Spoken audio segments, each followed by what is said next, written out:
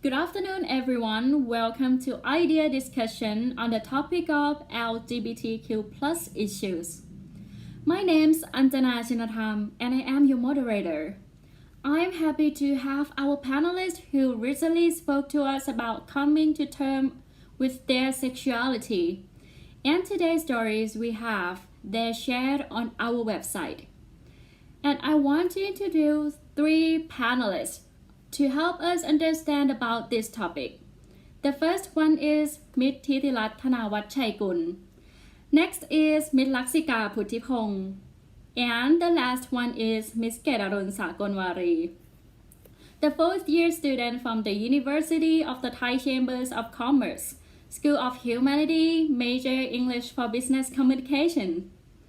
And I have to say thank you all for coming here today. So, over the past 2 weeks, we have been getting in personal stories and questions from our readers. And today, our panelists will use their expertise and experience to answer some of these questions. So, let's get talking with the first question that I have from a 23-year-old male who said, I was born in a very small country where almost everyone feels negative toward gay people, and both my parents have a very traditional mindset. They want me to get married and have kids, even though I told them many times that I like men and I will never get married to a woman. But my parents think I am too young and ignorant and someday I will change. But the truth is I am 23 years old and I don't think my sexuality is a product of ignorance. And I am positive that I like men.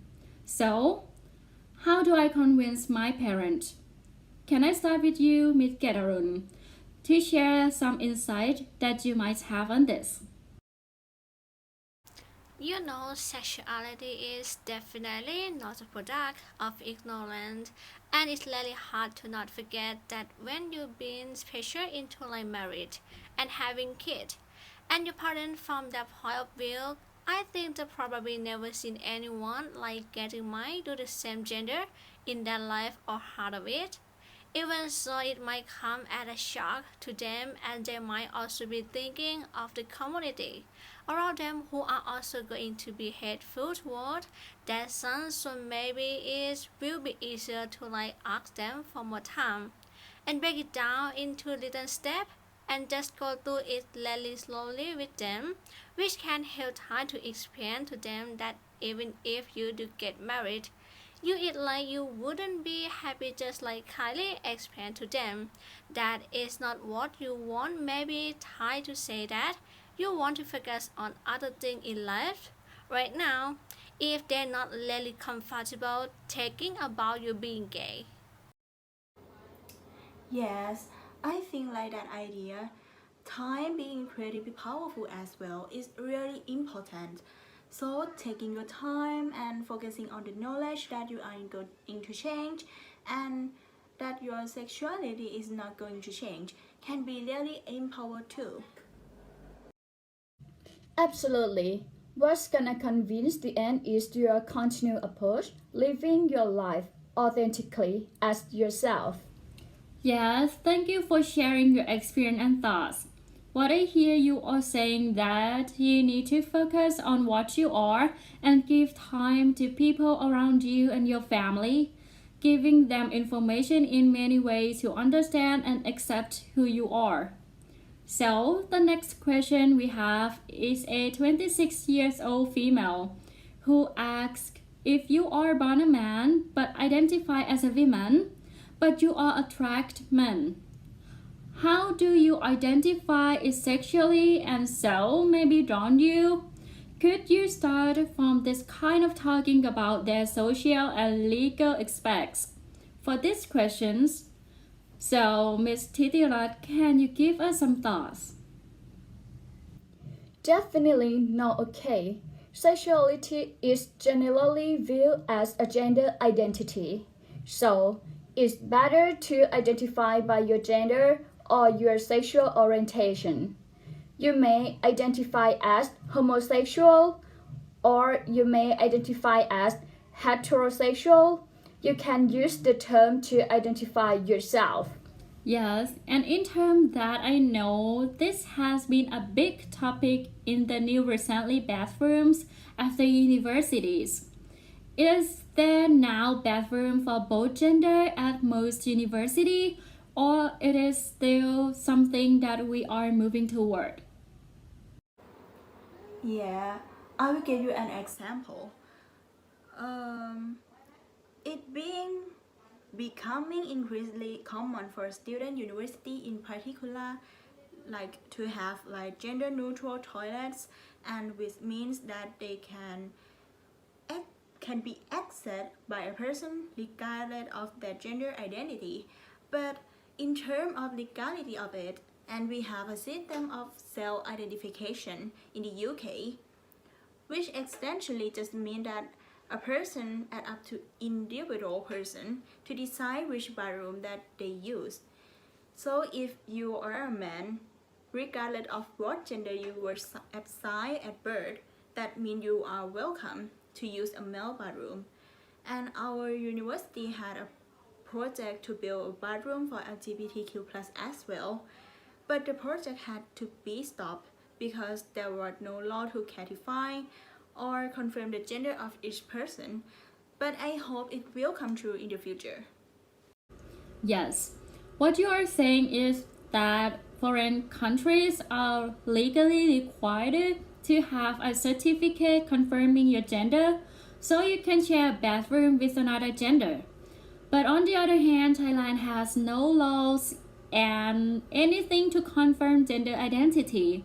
So we have to wait and see if our country will develop LGBTQ laws or not. And in terms of support from my university community and versus support from the LGBTQ plus community, did you feel you have a lot of support from the university? And did you feel comfortable in the university? And did you think it is a safe space to being the LGBTQ plus community in society? So, let's start with Miss Gatherin. I think was because as a general student life it's good to know that the university support you. And if you face any kind of life problem as a come across someone who being rude to you, you can like compare and having a safe space. It's like you having people you can talk to and relate and going out with it and like safe manners, so both are pretty important. Yes. And so another question about religion. How do student parents have pride in religion with their sexuality? It is still something that can become an issue that time, Miss Laksika.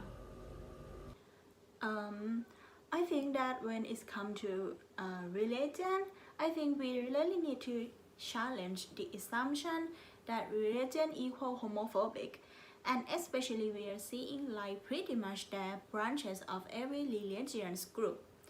You can imagine that actually just not homophobic, but actively, having a present at Pride and like forming LGBTQ plus group of their own. So I think that's something that a really good pay to start in terms of understanding religion and LGBTQ plus. Absolutely do agree with that. Though there are many challenges faced by LGBTQ individuals who face cultural or religious difficulties that may be hostile to homosexuality. So, what religious people should have is generosity. I also like grew up very religious as a Muslim. And when I also started coming in terms with my sexuality, I find it really hard to identify both as a Muslim and a lesbian. At the same time, because I thought that both couldn't coexist because religions obviously is me, but it really came down to like going on Google and trying to research what my religions actually say about homosexuality. Because one homophobes around you trying to do is like take one small thing from your religion and amp it up so much that it seems like it's more homophobic than it actually is. A religion is like a very personal thing, and you can interpret it like how you want to and when you see the authentic text or like original teaching. And I think every religion or it teaches you is love yourself and everyone else regardless of who they are and who they identify as. So learning that like I slowly build up my religion's identity up again. Yes, thank you for sharing your experience and thoughts again. And what I hear you all saying that some religion will have restriction on homosexuality, and if everyone is more open-minded and more accepting of gender differences, their religion views will be changed. And next, our last question is from a 22 years old male who said, I was very confused about my sexuality when I was young, but now I confirmed myself that I'm actually gay. I like men. And one day I went home and told my parents about who I am. After that, my mom booked me into consult with a psychologist. And then the psychologist tried to convincing her to accept my sexuality. But she still thinks that I need medication and treatment. And this is big questions of how one empower themselves to have this kind of dialogue with your family. So, for this question, I want to know all the thought of all panelists. So, let's begin with Ms. Laksika. Yes, I think what I'm going to talk about is probably everyone's familiar with, but talking can really help you understand each other better. You should use the facts, research, and including case study, and try not to use emotion when you talk with them. Absolutely.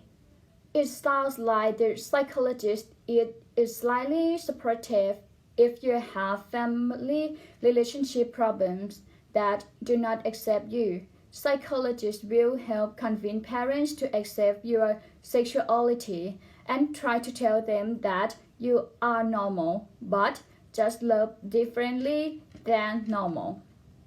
Conversation, therapy, and medication are actually harmful to your body and can make you go through a lot of emotional turmoil and physical turmoil because a lot of this medication include things like hormones, which can be bad for you, and maybe seeing how it harms you more than it might benefit over from her point of view might make her change her mind about it.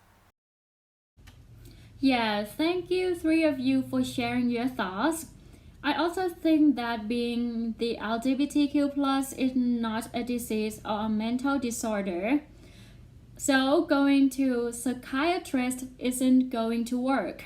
And it can hurt your mental and physical well-being of you and your family or people around you. So now, look like we are running out of time. To sum up, according to our panelists have been mentioned, that this issue would not arise if everyone was open to gender diversity. And yes, this is a thing that everyone should do. And even they are different or not of the same gender as you, they are human and should be treated equally as everyone else. So, thank you for our panelists, and I really hope that our today's discussion was be able to get a good thing to all of you. And let's have a good day. Thank you.